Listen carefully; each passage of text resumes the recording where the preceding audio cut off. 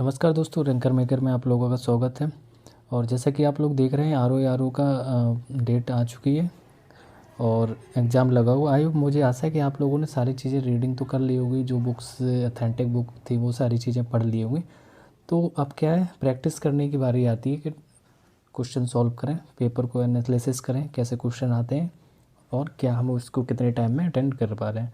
तो देखिए, ये पेपर 140 क्वेश्चन इसमें रहेंगे, 2 घंटे का समय रहता है। और यहाँ पे हम जीएस वर्ड का जो ISPCS की कोचिंग है उसके मॉक टेस्ट जो बनाए गए हैं वो सॉल्व करा रहे हैं।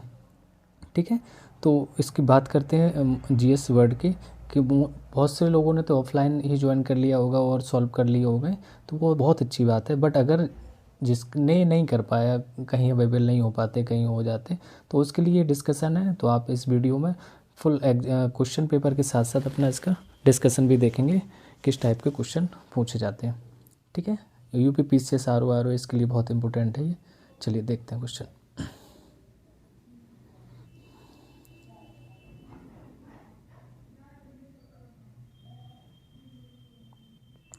जैसे क्वेश्चन फर्स्ट लिखा है कि निम्नलिखित में से किस में 16 महाजनपदों का उल्लेख है। तो 16 महाजनपदों का उल्लेख है जो आपका, तो ऑप्शन रहेगा यहाँ पे ए मतलब है ये आपका एकोत्तरगम, मतलब जिसको हम क्या अंगुत्तर निकाय भी कहते हैं। इसी में 16 महाजनपदों का उल्लेख है। इसमें कहा गया है कि जब कोई व्यक्ति संघ में प्रवेश पा लेता है तो वह वर्णविहीन हो जाता है। ये था आपका ए। अब और ऑप्शन दिए हैं, उनको सबको देखते हैं। जैसे लिखा है मज्जिम, मज्जिम का मतलब होता है यहाँ बुद्ध एवं महावीर की भेंट का उल्लेख किया गया कि भगवान बुद्ध और महावीर जी का भेंट हुई थी। संयुक्त निकाय लिखा है, संयुक्त निकाय में एक व्यक्ति अपने माता पिता और पत्नी बच्चों के प्रति पारिवारिक दायित्व जो भी होते हैं, पारिवारिक चीज़ों में ग्रह रहता है, वो उसको बताया गया। फिर आपका एक खुदिक निकाय, खुदिक निकाय में क्या है, खुदिक निकाय अंतिम निकाय है जिसमें बुद्ध के पूर्वजन्मों की 550 से अधिक गाथाएं की गई हैं। ठीक है, चलिए फिर आगे देखते हैं। क्वेश्चन नंबर सेकंड लिखा कि सारनाथ के सिंह शीर्ष स्तंभ शीर्ष के संबंध में निम्नलिखित कथनों पर विचार कीजिए। तो उसमें से हमें विचार करना है कि जो सारनाथ में जो शीर्ष स्तंभ शीर्ष के संबंध में, सिंह का जो शीर्ष स्तंभ है उसके बारे में। तो इसमें दिया गया इसे मध्यकाल में खोजा गया था, पता नहीं, देखते हैं। सिंह स्तंभ शीर्ष में उत्कीर्ण किया गया पहिया धर्मचक्र है। तो इसका ऑप्शन होगा आपका सी। क्या होगा ऑप्शन? ऑप्शन सी सही होगा, जिसमें केवल 2 सही है। क्या लिखा है? सिंह स्तंभ शीर्ष में उत्कीर्ण किया गया पहिया धर्मचक्र। क्या है? धर्मचक्र है ये। अब इसकी बात करें, यह मौर्य युगीन मूर्ति कला का उत्तम उदाहरण है। इसे सारनाथ में बुद्ध द्वारा धर्मचक्र परिवर्तन या पहले उपदेश की ऐतिहासिक घटना की याद में बनवाया गया था। हम बोल सकते हैं उन्होंने धर्मचक्र परिवर्तन कराया था, या उसी का एक उपदेश, पहला उपदेश दिया था उन्होंने, उसी को घटना का वर्णन किया गया जिसका निर्माण अशोक द्वारा कराया गया था। ठीक है, सेकंड जो ऑप्शन था कि वो नहीं, इसे मध्यकाल में खोजा गया था, नहीं। प्रत्येक पशु आकृति सतह पर होने के बावजूद, इसमें कहा गया है कि प्रत्येक जो पशु की सतह पर आकृति होने के बावजूद भी भारी भरकम है। इसकी स्थिति में गोलाकार पट्टिका पर होने के कारण गतिशील प्रतीत होता है। कैसा? ये बताता है कि ये गतिशील है। इसका ऑप्शन सेकंड हो गया था। क्वेश्चन नंबर थर्ड देखते हैं। सूची है, मिलान करना है। लेखक और उनकी पुस्तकें दी गई हैं, तो इन दोनों को हमें मिलान करना है। तो लिखा है कि बादशाहन को किससे मैच करेंगे, और फिर विल्हड़ लिखा है, जयदेव है और भरथरी है। तो यहाँ पे चौर, पंचासिक, कामसूत्र, गीत गोविंद और नीति शतक, तो इनको मैच करना है। तो यहाँ पे आपका ऑप्शन डी सही हो जाएगा। क्या हो जाएगा? ऑप्शन डी, जिसमें पहले का दूसरा है। बादशाहन का क्या हो जाएगा? बादशाह का कामसूत्र हो जाएगा। ठीक है, और बी का पहला है, मतलब बिल्हड़ का कौन सा हो जाए? चौर पंचासिक। बिल्हड़ का क्या हो जाए? चौर पंचासिक हो जाएगा। और सी का तीसरा है, जयदेव का कौन सा हो जाएगा? गीत गोविंद। सब लोगों को पता होगा, यहीं से हम लोग एलिमिनेट कर सकते थे, लेकिन देखा 3 सभी का सेम दिया गया तो गलत हो जाए। एक और कोई पता होना चाहिए, तो इससे भरथरी है इसका चौथा है, तो ये हो जाएगा आपका भरथरी चौथा। ठीक है, क्वेश्चन नंबर ये 3 आपका हुआ है। इसमें बताया कि जैसे हम बादशाहन की बात करें, तो बादशाहन में कामसूत्र नामक पुस्तक का लेखन किया गया है, जबकि कामसूत्र के भास्कर यशोधर पंडित थे। सेकंड था इसमें कि बिल्हड़ ने चोर पंचासिक नामक पुस्तक का लेखन किया था, जिसमें एक चोर की प्रेम कथा काव्य रूप में वर्णित थे। किसमें? ये बिल्हड़ वाले में। फिर आपका जयदेव बंगाल के शासक लक्ष्मण सेन के 5 रत्नों में से एक थे, जिन्होंने गीत गोविंद नामक पुस्तक लिखी थी। भर्तृहरि को देखते हैं, तो भर्तृहरि की पुस्तक का नाम नीति शतक है, 3 दशक जिसको कहा गया है, जिसमें वर्णित है जिसके पास धन है वह कुलीन है। तो आप क्वेश्चन नंबर 4 को देखते हैं क्या है इसमें। 4 लिखा है, फिर से इसको मैच करना है। इसमें लिखा है कि शहर और युग को बताना है। कोट दीजी किससे मैच करेगा? कालीबंगा कहाँ पे था? तो आप लोगों को आइडिया ही लग रहा होगा कालीबंगा कहाँ पे था, इसी से आइडिया हो जाएगा। और लोथल कहाँ पे था? तो इसका ऑप्शन क्वेश्चन नंबर 4 का जो है वो सी हो जाएगा। क्या है? Option C. मतलब पहला ही है कोट दीजी आपका आरंभिक हड़प्पा युग था। दूसरा कालीबंगा परिपक्व हड़प्पा था। अब ध्यान देना, परिपक्व हड़प्पा, आरंभिक हड़प्पा, लोथल उत्तर हड़प्पा। तो बड़े डीप क्वेश्चन है, बिल्कुल नियर अबाउट पास में सारी चीज़ें दी गई हैं। चलिए देखते हैं इसका एक्सप्लेनेशन, देखते हैं क्या है। हड़प्पा युग के आरंभिक चरण में लोग मैदानों में, बड़े गांवों में रहते थे। सिंधु में नगरों का विकास धीरे धीरे हुआ। इसी युग में ग्रामीण जीवन का स्थान ले लिया धीरे धीरे। आमरी और कोडदीजी में आरंभिक हड़प्पा युगीन साक्ष्य मिलते हैं। परिपक्व हड़प्पा युगीन चरण में बड़े शहर उभर कर आए। कालीबंगा के उत्खनन में मिली व्यापक नगर योजना और शहरी विशेषताएं इस चरण के विकास को सिद्ध करती। उत्तर हड़प्पा युग में सिंधु घाटी का पतन हुआ। लोथल में किए गए उत्खनन से इस चरण का पता चलता है। मतलब कैसे वो बता रहे हैं कि उत्तर हड़प्पा में सिंधु घाटी का पतन हुआ। अभी पता कैसे चला? तो लोथल में किए गए उत्खनन के जो कार्य हुए थे, जॉन मार्शल दोनों, ये सारे इनके द्वारा कराए गए थे, उसी से ये सारी चीज़ें पता चलती हैं। चलिए क्वेश्चन नंबर 5 पे आते हैं। क्वेश्चन नंबर 5 में लिखा है कि पुराणों में किस वंश से शासकों को आंध्रभृत कहा गया है? क्वेश्चन ध्यान देना है कि पुराणों में किस वंश से शासकों को, मतलब कुछ वंश थे, कुछ निकल गए थे, उसके बाद जो वंश आए थे उसके बाद इनको आंध्रभृत कहा गया था। ऑप्शन आपका यहाँ पे हो जाएगा ए, सातवाहन के बाद में इनको आंध्रभृत कहा गया था। पुराणों के अनुसार आंध्र कर्णों के भृत नौकर जिसको कहा जाता था थे। संभवतः वे मगध के सम्राट कर्णों के सामंत और आमत थे। मतलब समझ रहे, नौकर होंगे। वस्तुतः जिन शासकों का अभिलेखों में सातवाहन नाम से उल्लेख है, पुराणों में उन्हें आंध्रभृत कहा गया है। सातवाहन वंश भारत का प्राचीन राजवंश था, जिसने 3री सदी ईस्वी पूर्व के अंतिम चरण में केंद्रीय दक्षिण भारत पर शासन करना आरंभ किया था। केंद्रीय दक्षिण, बीच से दक्षिण शासन में। क्वेश्चन नंबर 6 देखते हैं। 6 में लिखा, निम्नलिखित कथन पर विचार कीजिए। आपको कथन बताने हैं, कौन सा सही होगा कौन सा नहीं। तो पहला लिखा है कि आहत सिक्कों को ही साहित्य में कारसारपण, पुराण, धरण, शतमान कहा गया है। देखते हैं क्या है, सही है कि नहीं है। दूसरा लिखा है, सर्वप्रथम सिक्कों पर लेख लिखवाने का कार्य हिंद यवन शासकों ने किया। तो इसी से सेकंड से तो पता चल गया होगा कि एकदम 100% सही है। लेकिन पहला वाला लिखा है, आहत सिक्कों को ही साहित्य में कारसारपण, पुराण, धरण, शतमान कहा गया था। हाँ, ये यहाँ पे ऑप्शन वी हो जाएगा, जिसमें कि आपके दोनों ही सही हो जाएंगे। कथन ए और कथन बी दोनों ही राइट है। चलिए इसका एक्सप्लेनेशन देखते हैं। आहत सिक्कों को ही साहित्य में कारसापण, पुराण, धरण, शतमान आदि कहा गया है। मनुस्मृति में इन्हें धरण एवं पुराण तथा कौटिल्य में पढ़। मनुस्मृति में इसे क्या कहा गया? धरण एवं पुराण, और कौटिल्य में पढ़ कहा गया। पाणिनि ने कारसापण एवं पढ़ दोनों नामों का उल्लेख किया गया है, इसलिए ये आपका पहला सही था।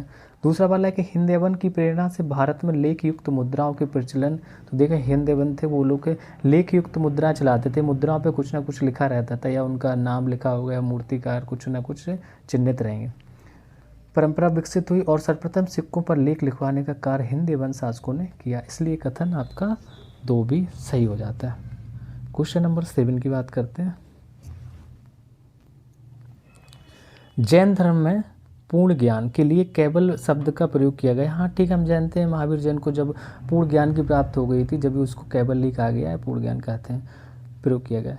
महावीर स्वामी को 12 वर्ष की कठोर तपस्या तथा साधना के पश्चात किस नदी के तट पर पूर्ण कैबल प्राप्त हुआ था? तो कैबल की आपको बताना है, कौन सी नदी थी वो बताना है। तो यहाँ पे आपका ऑप्शन हो जाएगा डी सही, ऋजुपालिका। कौन सी रिवर थी? ऋजुपालिका रिवर होगी, ये आपका ऋजुपालिका हो जाएगी। ठीक है, ऑप्शन इसका एक्सप्लेनेशन देखते हैं कि महावीर स्वामी को 12 वर्षों की कठोर तपस्या तथा साधना के पश्चात जिरम्भिक ग्राम के समीप, जिरम्भिक ग्राम भी ध्यान रखना, जिरम्भिक ग्राम के समीप ऋजुपालिका नदी के तट पर एक साल वृक्ष के नीचे कैबल का मतलब होता पूर्ण ज्ञान की प्राप्ति हुई थी, फलतः वे कैबलिन कहलाए। तो उसके बाद उनको कैबलिन कहा जाने लगा था। क्वेश्चन नंबर 8 देखते हैं।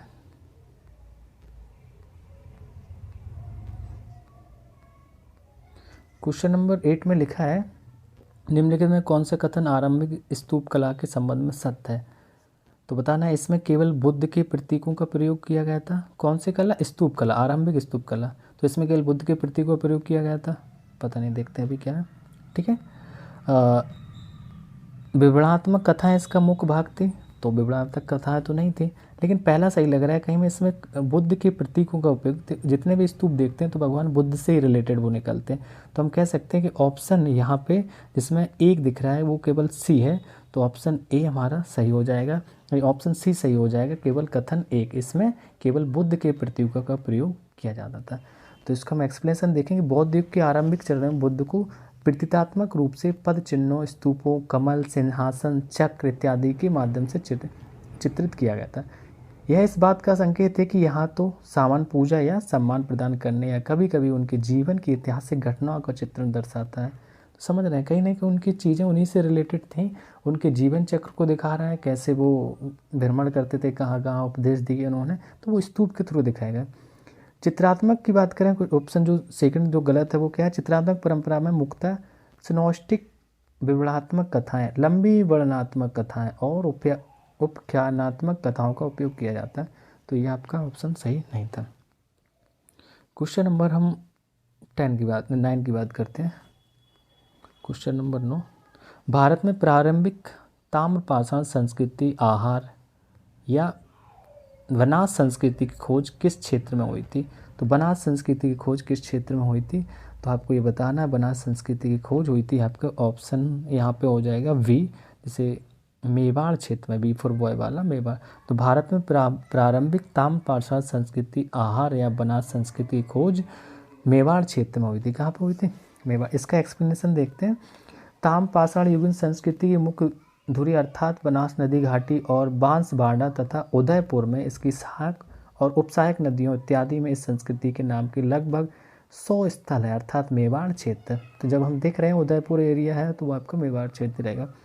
आहड़ की प्रौद्योगिकी मुख्यतः तांबे पर आधारित थी और यहाँ बहुत कम मात्रा में सूक्ष्म फलक और सूक्ष्म पाषाण औजार मिले हैं। आहड़ संस्कृति जो राजस्थान के उत्तर पूर्व में स्थित है, तो आहड़ संस्कृति कहाँ है? राजस्थान के उत्तर पूर्व में स्थित है। गणेशपुर जोधपुरा संस्कृति से अलग संस्कृति, तो गणेशपुर जोधपुरा जो एक संस्कृति उससे थोड़ा ये अलग होती है। ये इसका ऑप्शन आपका मेवाड़ से हो गया। आहार या बनास संस्कृति के बारे में पूछा गया था। तो हम क्वेश्चन नंबर 10 की बात करते हैं। ये इंग्लिश में, हिंदी वाला देखते हैं अपना। क्वेश्चन नंबर 10 में लिखा है कि निम्नलिखित कथनों पर विचार कीजिए कि अथर्ववेद में इंद्र का वर्णन सर्वाधिक प्रतापी राजा के रूप में किया गया है। तो देखते हैं किया गया है या नहीं। वैदिक काल में जीवोपार्जन हेतु वेदांग पढ़ाने वाला अध्यापक उपाध्याय कहलाता था। ये बिल्कुल सही है। वहाँ पे बताया गया उपाध्याय उसे कहते हैं जो अध्यापक हो या पढ़ाने वाला अध्यापक ही उपाध्याय कहलाता था। तो हमें दूसरा वाला तो एकदम क्लियर हो गया है। मतलब क्या है कि अथर्ववेद में इंद्र का वर्णन नहीं है, तो वो अलग है। आपका इंद्र का वर्णन प्रतापी राजा को ऋग्वेद में किया गया था। तो यहाँ पे अथर्व नहीं होगा। अगर हम कर देंगे अथर्व की जगह ऋग्वेद तो हमारा सही हो जाएगा कि इंद्र का जो लेख है ऋग्वेद में किया गया था। लेकिन यहाँ पे ऑप्शन पूछा है तो उसने हम ऑप्शन बी पे जाएंगे, केवल 2। क्या पे? किस पे? बी पे, केवल 2। ठीक है। वैदिक काल में जीविकोपार्जन हेतु वेदांग पढ़ाने वाले अध्यापक उपाध्याय कहलाता था। वही वैदिक काल में जीविकोपार्जन हेतु वेदांग पढ़ाने वाला अध्यापक, ठीक है। तो ये आपका हाँ हो ही गया। अब हम आते हैं क्वेश्चन नंबर 11 पे। क्वेश्चन नंबर 11 में लिखा है कि मिलान करना हमें। अंग कहाँ था, कौशल क्या था, वत्स क्या था, इनको किससे रिलेटेड है। हम एक टाइप से ये कैपिटल भी हो सकती हैं एक दूसरे की। तो यहाँ पे ऑप्शन नंबर 11 का होगा आपका बी। बी में लिखा है केवल कितने सही है इसमें, बी में लिखा है आपका 1 और 3। 1 और 3 का मिलान सही है, मतलब अंग है जो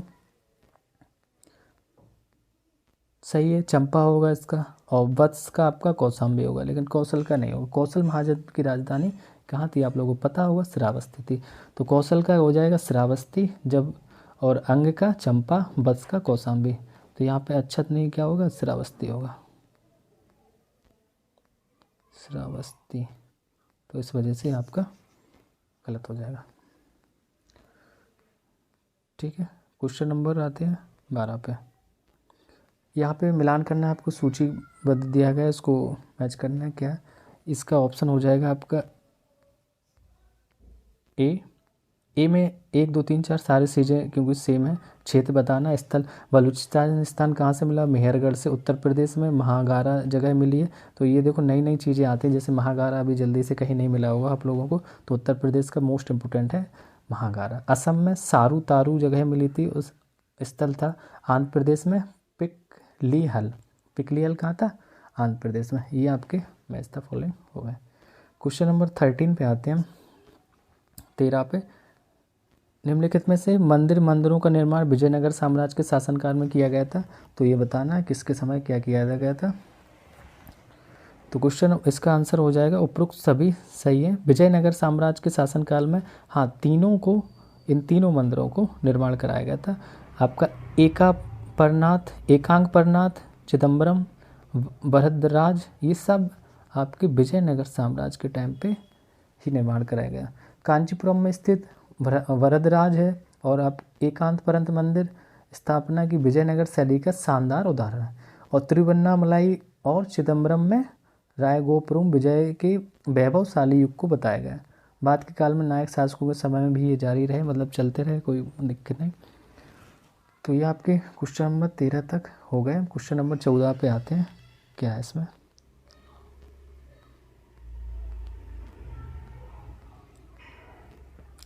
प्रमुख नवपाषाणिक स्थल टेक्कलकोटा का संबंध किस राज्य से।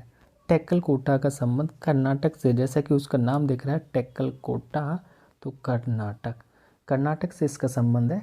टेक्कलकोटा एक प्रमुख नवपाषाण कालिक स्थल माना जाता है जो कर्नाटक में है, आपको पता ही है।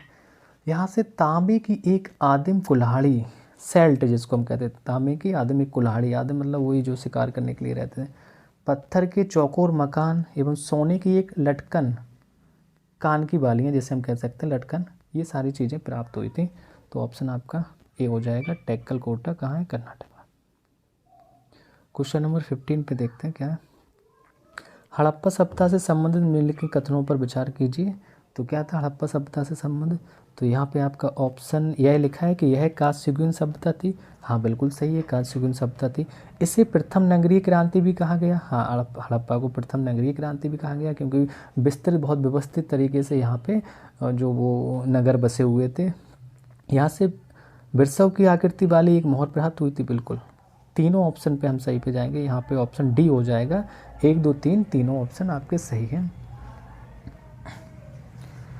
अगर हम बात करें हड़प्पा सभ्यता दक्षिण एशिया की पहली नगरीय सभ्यता। अगर हम दक्षिण एशिया में, एशिया देखो भारत में एशिया आता है, लेकिन भारत का दक्षिण में है ना, एशिया के नीचे साइड में, तो दक्षिण एशिया की एक नगरीय सभ्यता थी जिसकी खोज 1921 में किसने, दयाराम साहनी ने की थी। या एक कांस्ययुगीन सभ्यता थी, क्योंकि कांसे का सबसे पहले प्रयोग इसी काल में हुआ था।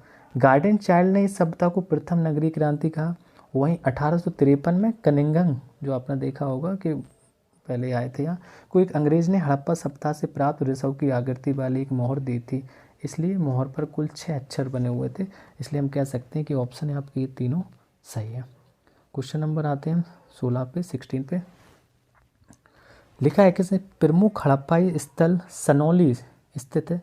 प्रमुख हड़प्पाई स्थल है, एक जगह है सनौली, तो ये कहाँ पे स्थित है, उत्तर प्रदेश में है, हरियाणा में है और हिमाचल प्रदेश में या गुजरात में। तो सनौली आपको ध्यान देना है। पहली बात तो ये एग्जाम हम किसके लिए दे रहे हैं, उत्तर प्रदेश के लिए, तो मोस्टली आपको ऑप्शन में अगर यूपी दिया रहेगा तो यूपी को तो प्रेफरेंस हम देंगे ही, तो यहाँ पे भी उत्तर प्रदेश होगा। हड़प्पा स्थल सनौली उत्तर प्रदेश में स्थित है। तो इसका एक्सप्लेनेशन देखिए, सनौली उत्तर प्रदेश के बागपत जिले में यमुना नदी के किनारे स्थित है। यहाँ पर हड़प्पाकालीन विशालतम कब्रगाह है, कब्रगाह जैसे सैनिटरी या कब्रों से मानव सावधान के साक्ष्य मिले हैं। ये ऑप्शन आपका ए हो जाएगा। नेक्स्ट क्वेश्चन देखते हैं, क्वेश्चन नंबर 17।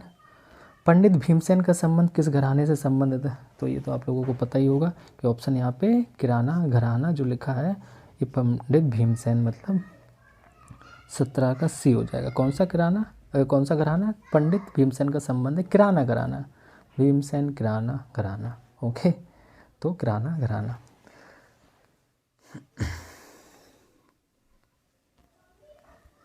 और भी लोग थे यहाँ पे, लेकिन ये सबसे फेमस यही थे।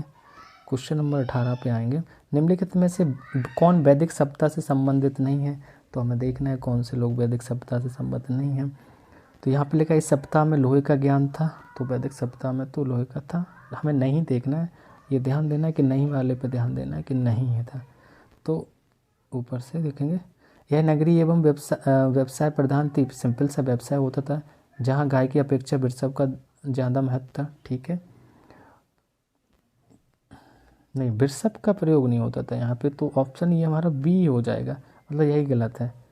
ठीक है, और बकाया सही है। इस काल में लिंग पूजा, मूर्ति पूजा एवं योग के प्रचलन का अभाव दिखता है, तो क्या होगा जाएगा 18 का बी, मतलब कि यहाँ पे यह नगरीय व्यवसाय प्रधान थी, जहाँ गाय की अपेक्षा वृषभ का ज़्यादा महत्व होता। व्यवसाय तो होता था लेकिन गाय की अपेक्षा वृषभ का ज़्यादा महत्व था, ये सब ये गलत है।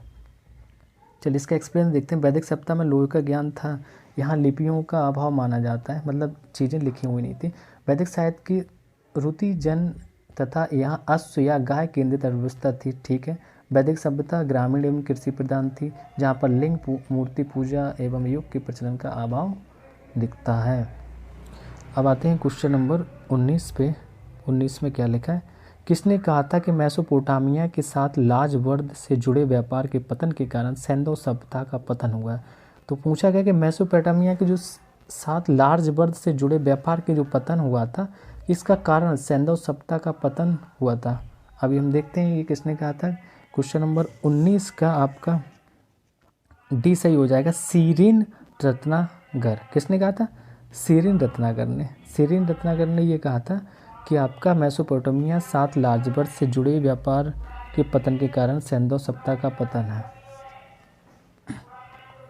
सीरीन रत्नाकर के अनुसार मेसोपोटामिया के साथ लार्जवर्द से जुड़े व्यापार के पतन के कारण सैंधव सभ्यता का पतन हुआ है, अतः उन्होंने ही सैंधव सभ्यता के उत्थान एवं पतन को मेसोपोटामिया के साथ होने वाले व्यापार को ही प्रमुख कारण के रूप में परिभाषित किया था।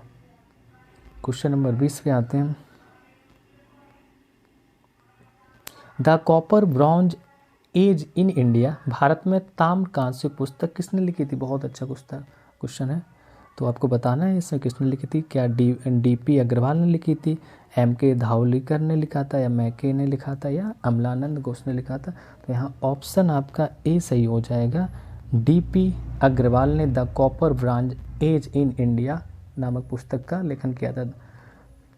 The first farmers of Deccan, तो M.K. धवलकर की पुस्तक थी the first farmer of Deccan. Further excavations at Mohenjodaro, तो मैके की बुक दी थी। द राजपुताना डेजर्ट, अमलानंद घोष की पुस्तक थी। तो ये आपकी ये पुस्तकें हो गई हैं। क्वेश्चन नंबर 21 की बात करते हैं। निम्नलिखित कथनों पर विचार कीजिए। कायथा संस्कृति को सैंधव संस्कृति के समकालीन माना जाता है। तो कायथा एक संस्कृति है, उसको सैंधव संस्कृति के समकालीन माना जाता है। इसको चेक करते हैं क्या ये सही है या गलत। ये ऑप्शन एक था। दूसरा दिया गया कि प्रमुख ताम्रपाषाणकालीन स्थल गिलोंद से प्रस्तर फलकों के पत्थर के फलकों के उद्योग के साथ मकानों के निर्माण में पकी ईंटों के साक्ष्य मिलते हैं। तो देखते हैं इसका क्या, इनमें से कोई नहीं, डी। अब इनमें से कोई नहीं क्यों है, क्योंकि ये दोनों चीज़ें गलत हैं। दिए गए कथन में क्या है आपका, कायथा उज्जैन के निकट काली सिंध नदी के तट पर स्थित है। कायथा कहाँ है, उज्जैन के निकट काली सिंध नदी उसके तट पर। कायथा संस्कृत को सैंधव संस्कृति समकालीन माना जाता है, और इसमें क्या लिखा था, सैंधव संस्कृति समकालीन माना जाता है, लेकिन ये कायथा संस्कृत को सैंधव संस्कृति समकालीन माना जाता है।